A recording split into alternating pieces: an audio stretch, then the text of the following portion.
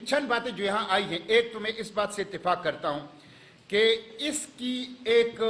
Audit होनी चाहिए, forensic audit. ये मंसूबा कैसे मंजूर हुआ, इसके लिए जो बुनियादी रिक्वायरमेंट्स हैं, इतने बड़े मेगा डेवलपमेंटल प्रोजेक्ट थे, क्या वो पूरे किए गए? इसकी जो डिज़ाइनिंग थी, क्या वो डिज़ाइनिंग के लिए जो इसकी ज़रूरियात थी वो पूरी की गई? और फिर इसके अंदर ट्रांसपेरेंसी को मेंटेन रखा गया। अब कहा जा रहा है कि ड्रेन का इंतज़ाम नहीं है, निकासी आप कैसे होगा? अब कहा जा रहा है कि जो शाही खट्टे की बात आई कि खुद पेशावर के अंदर बहुत बड़ा मसला ये रहा है कि यहाँ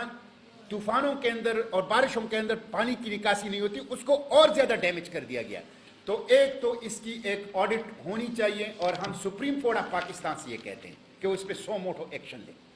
हम नेब पाकिस्तान से कहते हैं, नेब अगर ये समझती है कि वो पॉलिटिकल इंजीनियरिंग का आला नहीं है, नेब अगर ये समझती है कि वो इम्पार्शियल है, न्यूट्रल है, बायस नहीं है और पॉलिटिकल मैनेजमेंट के जरिए से सिर्फ अपोजिशन को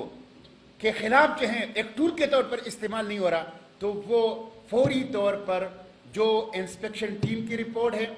जो पेशावर हाई कोर्ट के साथ ऑलरेडी एक फ्रीज रिपोर्ट पड़ी हुई है,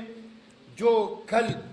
पाकिस्तान पीपल्स पार्टी ने रिपोर्ट जमा कराई है, और जो हमारे जरगा यहाँ पे जद्दोजहद कर रही है उनके आदाद शुमार हैं, और जो इस एपीसी का मुतालबा है, इसकी बुनियाद पर सुप्रीम कोर्ट ऑफ पाकिस्तान और नेशनल अकाउंटेबिलिटी ब्यूरो अपनी गैर जानिबदारी साबित करने के लिए इसकी फौरी तौर पर तहकीकात शुरू कर रही है। हमारा मुतालबा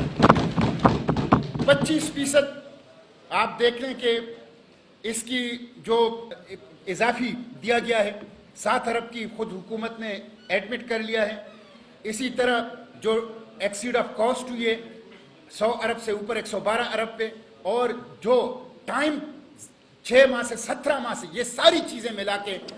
करप्शन के एक बहुत बड़े स्कैंडल की पता दे रही है। इसलिए हम सुप्रीम कोर्ट ऑफ पाकिस्तान और नेशनल अकाउंटेबिलिटी ब्यूरो से ये मुतालबा करते हैं कि इसमें और इसके हवाले से ऐसा इंसाफ किया जाए कि इंसाफ नजर भी आए।